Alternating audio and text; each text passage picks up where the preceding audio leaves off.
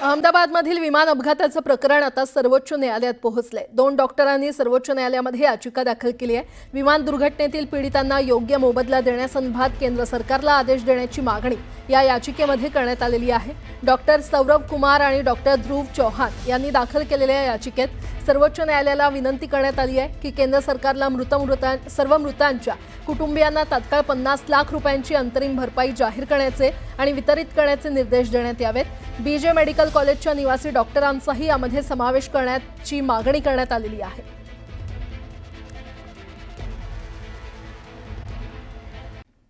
मध्य प्रदेशच्या ग्वालेरमध्ये राहणाऱ्या आर्यन राजपूतचं डॉक्टर होण्याचं स्वप्न अपूर्णच राहिलंय, कारण अहमदाबादच्या विमान दुर्घटनेत आर्यनचा दुर्दैवी मृत्यू झालाय।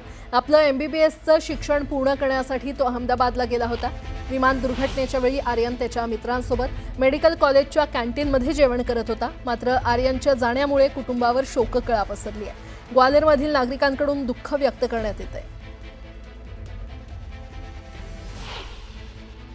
जब प्लेन क्रैश हुआ उसके आध पौन घंटे बाद ही सूचना मिल गई थी। उसके साथी ने बताया था कि आर्यन का प्लेन क्रैश में दुर्घटनाग्रस्त हो चुका है, उसको हमने ICU में भर्ती कर दिया है, आप लोग आ जाओ। यहाँ से मेरे परिवार से मेरा छोटा भाई गया है, चाचा जी गए हैं और आर्यन का बड़ा भाई गया है। अहमदाबाद विमान दुर्घटनेनंतर क्षणार्धात अनेक कुटुंब उद्ध्वस्त झालेत। इंदोरमधील हरप्रीत कौर आपल्या पतीचा वाढदिवस साजरा करण्यासाठी लंडनला जात होती। हरप्रीतनं आपल्या पतीला सरप्राईज देण्याचं ठरवलं होतं। पूर्वीच्या नियोजनाप्रमाणे हरप्रीत 19 जून रोजी लंडनला जाणार होती, मात्र पतीचा वाढदिवस 16 जून रोजी असल्यानं त्यांनी आधीच लंडनला जाण्याचा बेत केला। 12 जून रोजी एअर इंडियाच्या विमानानं दोघांनी आनंदानं प्रवास सुरू केला, मात्र त्यांचं आनंद क्षणभंगूर ठरलं आणि क्षणार्धात दोघांनी आपला जीव गमावला। तो अभी 16 तारीख को जन्मदिन था, तो बिटिया ने जाना ही था, जुलाई का था उसका प्रोग्राम, पर फिर ये हुआ कि चलो अभी जन्मदिन है तो अभी चले जाते हैं। अच्छा। तो उन्होंने 19 तारीख का जाना था, अभी जुलाई को, अभी 19 तारीख को जाना था, तो अभी 16 तारीख को जाने का प्लान बन गया कि 16 का जन्मदिन है तो अपन पहले चलते हैं। अच्छा, इसलिए वो उन्होंने फिर अहमदाबाद से कल वो लंदन जा रही थी 12 तारीख को। वो और नहीं तो फिर वो 19 तारीख को जाने वाली थी। अच्छा, ये उनका ससुराल है और अहमदाबाद वो गई थी, उनके पिता का हार्ट का ऑपरेशन हुआ था। उन्होंने कहा कि अपने पिता से मिल भी लूँ और कुछ दिन सेवा भी कर पाऊँ, इसलिए वो अहमदाबाद में। जी हाँ, जी हाँ। क्या इनको कोई रॉबिन और इनके जो हरप्रीत, इनके कोई बच्चे भी हैं? अभी नहीं, कोई बच्चा नहीं है। दोनों लोग इंजीनियर हैं। हाँ। अच्छा, ये लंदन में भी रही हैं, पहले उन्होंने जॉब की वहाँ पे, ये लंदन रहती थी हरप्रीत? हाँ, थोड़े दिन रही हैं, फिर वापस आ गई थी यहाँ पे बेंगलोर में, फिर जॉब कर लिया था और वापस ये शिफ्ट होना चाह रही थी। हाँ, अभी शिफ्ट हो ही रहे थे वहीं पर भी। अहमदाबादमधील विमान अपघातात पाटणा येथील एअर इंडियाच्या एअर हॉस्टेस मनीषा थापा यांचा मृत्यू झालाय। त्या 12 सदस्यांच्या केबिन क्रूच्या सदस्या होत्या। मूळची नेपाळची असलेली मनीषाचा जन्म पाटण्यात झाला होता। मनीषाचे वडील बिहार पोलिसात कार्यरत आहेत, तर मनीषाच्या मृत्यूनं परिसरात शोककळा पसरली आहे।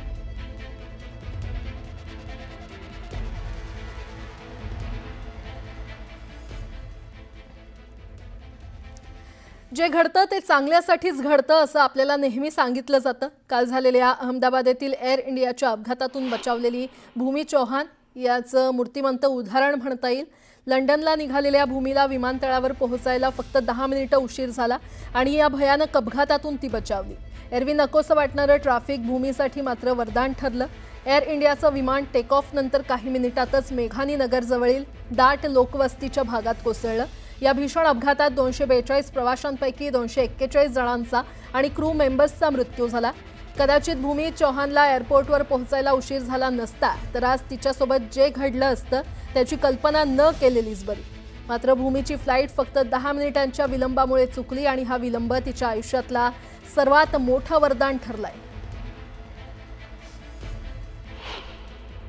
वहाँ पे हमको पहुँचते थोड़ा 10 मिनट लेट हो गया बिकॉज ऑफ अहमदाबाद ट्रैफिक और ये सब की वजह से। तो वहाँ पे चेक इन का गेट सब बंद हो चुका था और उन्होंने मुझे आगे जाने ही नहीं दिया कि आप 10 मिनट पहले आते तो हम आपको जाने देते। अभी बोर्डिंग पैसेंजर का लिस्ट प्रिंट आउट हो चुका है और वो सब निकल चुका है, तो इसके लिए हम आपको जाने नहीं दे सकते। ऐसा सुन के तो फर्स्ट ऑफ ऑल तो मतलब ऐसी हालत ही नहीं थी कि मैं कुछ सोच सकूं। मुझे ऐसा ही फील हुआ कि मेरे माता जी और जो गणपति बापा हमारे भगवान है उनकी वजह से मैं तो बच गई, लेकिन ये जो भी इंसिडेंट हुआ है वो बहुत ही स्पीचलेस है।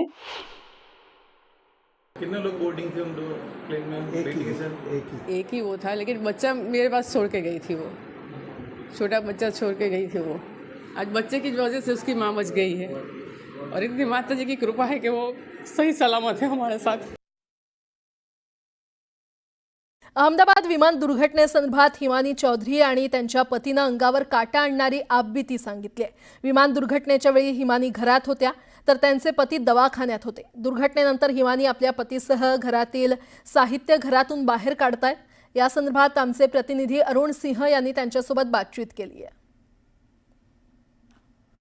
जिस मेडिकल कॉलेज की छत से विमान टकराया उसके बाद हादसा हुआ, वहां से अब जितने भी डॉक्टर्स हैं वो पूरा हॉस्टल छोड़ के यहाँ से खाली करके जा रहे हैं, अपना सामान लेके जा रहे हैं. यहाँ पर देखिए तस्वीरों में मेरे साथ हिमानी हैं, जो यहाँ पर एक डॉक्टर हैं, उनकी वाइफ हैं, और सारा सामान अपनी गृहस्थी लेके यहाँ जा रहे हैं. हिमानी बहन, ये तो पूरी गृहस्थी लेके जानी पड़ रही है आपको? गृहस्थी अभी तो बहुत कुछ बाकी है अंदर, टीवी, फ्रिज वगैरह, वॉशिंग मशीन तो जल गया है, और बहुत सारा, क्योंकि हम सारी फैमिली रहते थे, मेरे सास ससुर बच्चा है, सब रहते थे, तो अभी तो बहुत सारा, ये तो बहुत कम है. हमने तो सिर्फ 2-4 कपड़े और डॉक्यूमेंट्स और वगैरह वही लिए.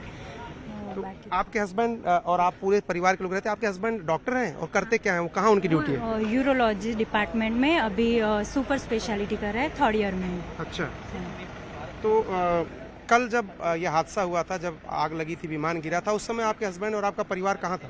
मेरे हस्बैंड ड्यूटी पे थे 1200 बेड हॉस्पिटल में, हम सब घर पे ही थे. बस वो दोपहर का वक्त था, 1:30 अराउंड, और बस हम सब वो निपटा के काम सारा, बस आराम करने की तैयारी कर रहे थे. ऐसे हमने सब पथारी वथारी कर ली थी, मेरे बच्चे सो गए थे. फिर क्या हुआ, क्या जरा बता दीजिए. अचानक ऐसे ब्लास्ट हो गया और हम सब घबरा गए. सीधा मैंने हस्बैंड को फ़ोन कर दिया, 100 नंबर पे 108 जो नंबर याद आया वो कॉल करते गए हम सबको कि भेज दीजिए कोई फायर ब्रिगेड. फिर आप यहाँ से आप भागी थी बच्चों के? हम नहीं भागे थे, हम वही रुके थे. मेरे हस्बैंड सीधे यहाँ से आए सीढ़ियों से और फटाफट हम सबको लेके गए.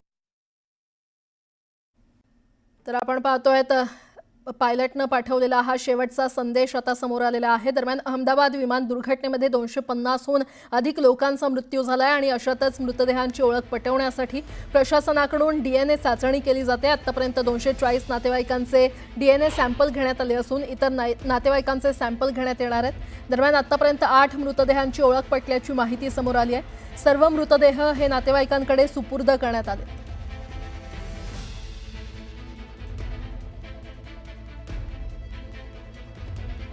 अहमदाबाद दुर्घटनेतील अपघात स्थळावरील मृतांचं शोधकार्य थांबवण्यात आलंय. त्यामुळे मलबा हटवण्याचं काम आता सुरू आहे.